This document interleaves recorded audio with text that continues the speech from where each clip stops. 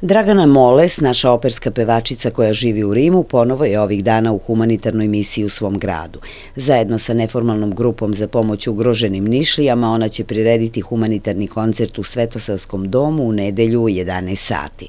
Ulaznica je paket sa trajnim namirnicama kako je to oduvek bilo na njenim koncertima, a priredila ih je puno u proteklom periodu.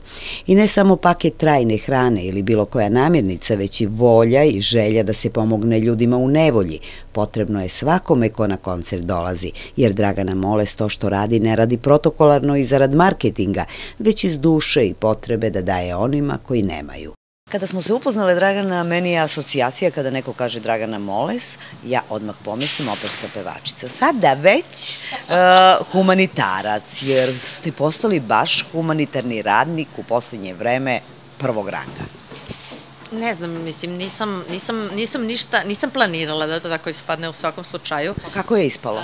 Ali ja sam ovakva i uvek bila i ja mislim da smo svi takvi, odnosno mi smo svi humanitarni, odnosno svi mi imamo potrebu da pomažemo bližnjem. Znači, ne vidim šta je čudno, niti, znači, ne radim ja ništa više od svih ostalih koje ja poznajem, naročito recimo u grupi za pomoć ugroženim Nišlijama. Čak mogu da kažem da recimo Tanja iz grupe ugroženim Nišlijama, ćao Tanja, radi 1000 puta više od mene. A ona je sama, ima problema sa zdravljem i ona sama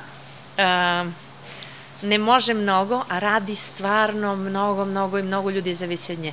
Eto, recimo, ona je stvarno pravi humanitarac. Ja samo, eto tako, konačno, možda zato što celog života, odnosno, celog života mnogi stvari organizujem sama, ali ne samo, znači, to što mene vide ljudi, odnosno na sceni ili na televiziji, to je poslednja kap, odnosno poslednji, ne znam, trešnjica na torti, jagoda na torti. Inače, cela torta je mnogo drugog rada, odnosno... Kako izgleda cela torta? Šta sve treba u nju da se uloži i stavi? Pa, mislim... Sve ono što možemo da damo, odnosno, kao što se recimo javila jedna žena, ima problema sa frižiderom. Ja imam jedan frižider u garaži koji baš niko, mislim, koriste ga, ali onda sam ubedila brata da je možda pametno, nadam se da on to ne gleda, da nam taj frižider ne treba. Odnosno, ima toliko stvari koje nama, i ne samo stvari, jednostavno, možda recimo, meni treba nešto malo, a ti to imaš u 2, 3, 4 primerka i jednostavno ne treba ti. Možda zato što sam ja praktična i želim da budem efikasna. I onda kad dođemo ovde ili bilo gde, pošto iste stvari radim i u Rimu ili gde god da sam, jednostavno ako vidim da nekom treba pomoć, a ja mogu da pomognem, mislim, garantujem da nisam jedina ni u ovom gradu i ni na ovoj planeti. Mnogo ljudi to radi, a nikad nijedna televizija to ne pokaže. Mislim, barem ne u dovoljnoj meri. Malo čas ste rekli, Tanju ste spomenuli, je li tako? Tanja iz grupe.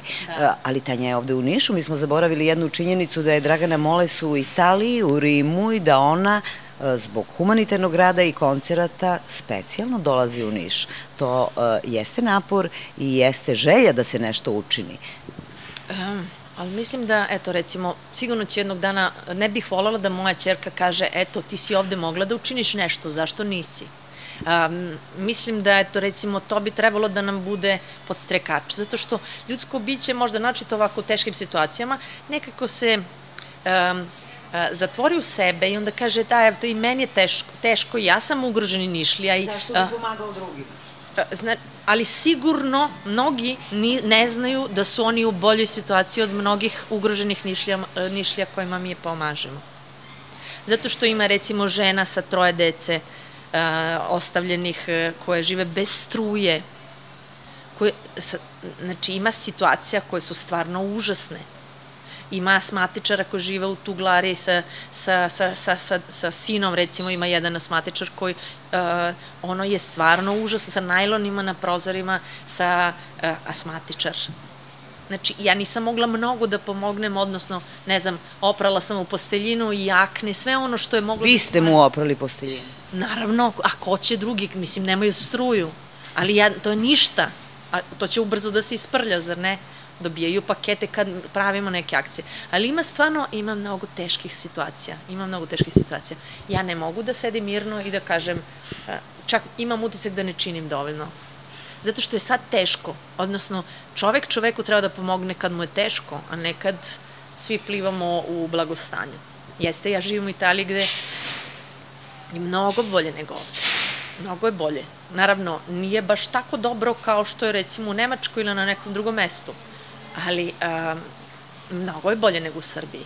Na početku priče ste rekli, pa nisam ja ništa posebno, svaki čovek, svi mi ljudi, po prirodi stvari volimo da dajemo, što nije baš tačno, ja se ne bih s tim složila, neki vole više da uzimaju nego da daju. Kako se osjeća čovek koji uživa? Ja i blagosiljam i stvarno, eto, to je, mada mnogo su mi često rekli, ti si, ajde da ne kažem, glupa ili ne znam, drugo neku životinju da ne pomenem, pa gledaj kako ti ljudi iskorišćavaju. Ja sam mogla i učinila sam. I drugo, sve što sam učinila, 100-struko mi se vratilo. Sve što sam dala, vratilo mi se, ali najozbiljnije. Znači, desilo mi se recimo u Rimu da sam pomagala jednom kolegi koji stvarno nije imao ništa. Mislim, stvarno, i to mnogo sam puta tako tajno, sve pare koje sam zarađivala, njemu sam pomagala, jer bi upao u užasnu situaciju, a vidim da, mislim, jednostavno, da će da umre gladan. Onda se je desilo, ja sam znala da meni to nikad ne može da vrati. Ja ne znam koliko plata, recimo, ili koliko honorara sam tajno njemu dala da bi preživeo. Onda se desilo da je on dao moj broj telefona iz tamo nekih razloga jednoj svetskoj agenciji. Ja sad, zahvaljujući toj svetskoj agenciji, imam koncerte i 100-struko mi se vratilo. Dobro se dobrim vraća, kaže stara narodna izreka. Dobročinitelji koji ne traže i ne očekuju ništa najviše dobijaju baš iz tog razloga. Najbolje sredstvo da se svakoga dana započne dobro je pri buđenju mislite na to koga biste toga dana mogli obradovati. Ovo je Draganina deviza i zato je njoj u životu uvek dobro, čak i kada se čini da nije.